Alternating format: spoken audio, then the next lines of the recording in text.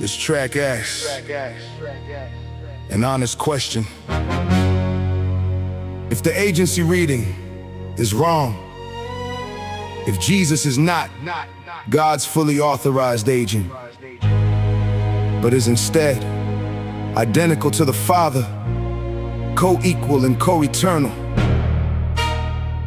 what happens to the rest of the text?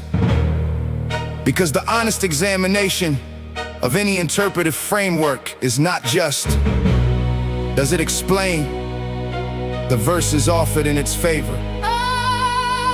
It is also, what does it require of the verses that point another direction?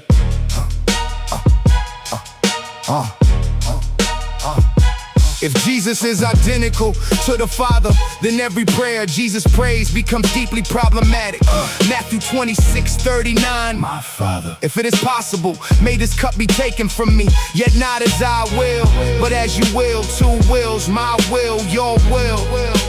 If Jesus and the Father are one being, one person, one will, who is speaking to whom and why are the wills potentially in conflict? The agency reading requires no explanation. The Son is agent, submitting his will to the Father who sent him is exactly what an agent does. The identity reading requires explaining how one being addresses itself and expresses a potentially different will from itself.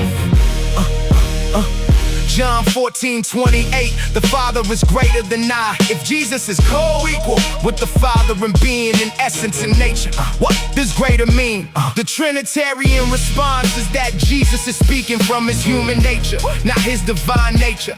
But that response inserts something the text does not provide. The text does not say, the Father is greater than my human nature. It says the Father is greater than I. The agency reading requires no insertion. The agent acknowledges the principle is greater. That is what agents do.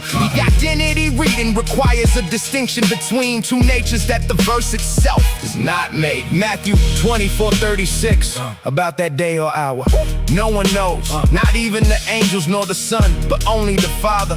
If the Son is co-equal and co-eternal with the Father, sharing the same divine essence and divine omniscience, how does the Son not know what the Father knows? The Trinitarian response requires the Son to have voluntarily limited his own omniscience in the incarnation. But that response is the kenosis argument, the one-word track already examined. And as that track established, Paul defines the emptying as the taking on of humanity, not the losing of divinity. The agency reading requires no such explanation. The agent does not have independent access to everything the principal knows. The principal shares what the agent needs for the mission. That is the plain reading of the distinction Jesus draws between himself and the Father.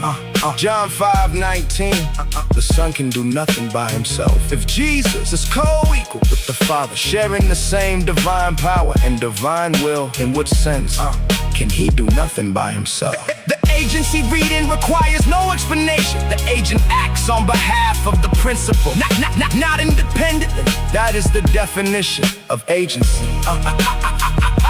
The identity reading requires explaining how a co-equal divine being can do nothing by himself. This track does not declare a verdict. It asks an honest question worth sitting with. The agency reading explains the prayer, the greater, the not knowing, the doing nothing by himself, without inserting what the text does not provide.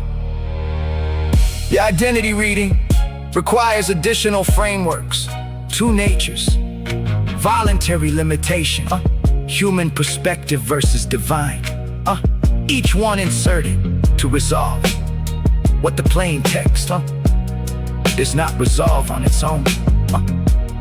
The honest standard applied throughout this channel is the plain reading. What does the text require before anything is brought to? Read the verses in this track before any framework is applied, and ask honestly, Which reading requires less to be inserted? That is the question, worth sitting with.